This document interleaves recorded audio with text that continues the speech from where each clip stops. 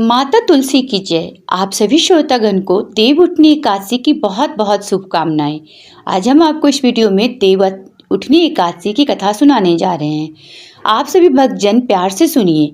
देव उठनी एकादशी के अवसर पर भगवान विष्णु 4 माह के योग निद्रा से बाहर आते हैं। इस साल देव उठनी एकादशी के दिन ही तुलसी विवाह भी है। सुबह में भगवान विष्णु की पूजा करते समय व्रती को देव उठनी एकादशी की व्रत कथा जरूर सुननी चाहिए। पौराणिक कथा के अनुसार एक समय की बात है, एक नगर था जिसके सभी निवासी एकादशी का व्रत विधि विधान से करते थे। उस दिन किसी भी व्यक्ति, पशु, पक्षी आदि को अन्न नहीं देते थे। एक बार उस नगर के राजा के दरबार में एक बाहरी व्यक्ति नौकरी की उम्मीद से आया। तब राजा ने कहा कि नौकरी तो मिल जाएगी, लेकिन शर्त यह है कि हर माह में 2 दिन एकादशी व्रत पर अन्न नहीं मिलता है। उस व्यक्ति ने राजा की शर्त स्वीकार कर ली। अगले महीने में एकादशी का व्रत आया। उस दिन उसे अन्न नहीं मिला। व्रत के लिए उसे केवल फलाहार मिला। यह देखकर वह चिंतित हो गया। वह राज दरबार में पहुंचा और राजा से कहा कि फल खाकर उसका पेट नहीं भरेगा, उसकी मौत हो जाएगी। उसने अन्न दिलाने की प्रार्थना की। तब राजा ने कहा कि तुम्हें पहले ही नौकरी की यह शर्त बता दी गई थी कि एकादशी को अन्न नहीं मिलेगा। लेकिन उस व्यक्ति ने फिर अन्न दिलाने का निवेदन किया। उसकी स्थिति को समझकर राजा ने उसे अन्न देने का आदेश दे दिया। मंत्री ने उसे दाल, चावल और आटा दिलाया। उसने नदी तट के पास जाकर स्नान किया और उसके बाद भोजन बनाने लगा। खाना बनने पर उसने भगवान से कहा कि भोजन तैयार, सबसे पहले आप खाना खा लें। इतना सुनकर भगवान विष्णु प्रकट हुए। उसने अपने प्रभु के लिए भोजन निकाला तो वे खाने लगे।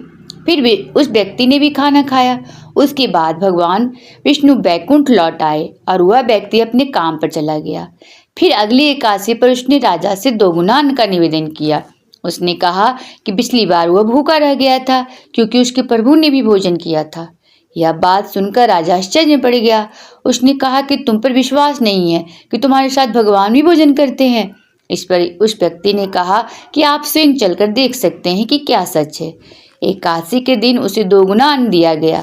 वह अन्न लेकर नदी के किनारे पहुंच गया।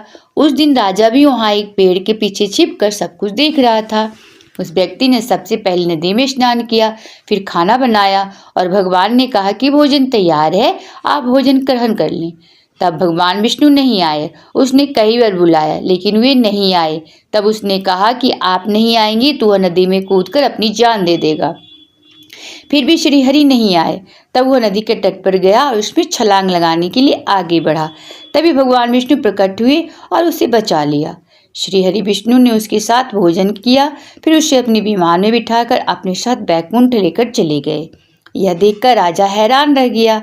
अब वो समझ गया था कि व्रत पवित्र मन और आचरण की शुद्धता के साथ रखते हैं तभी व्रत का पूरा फल मिलता है।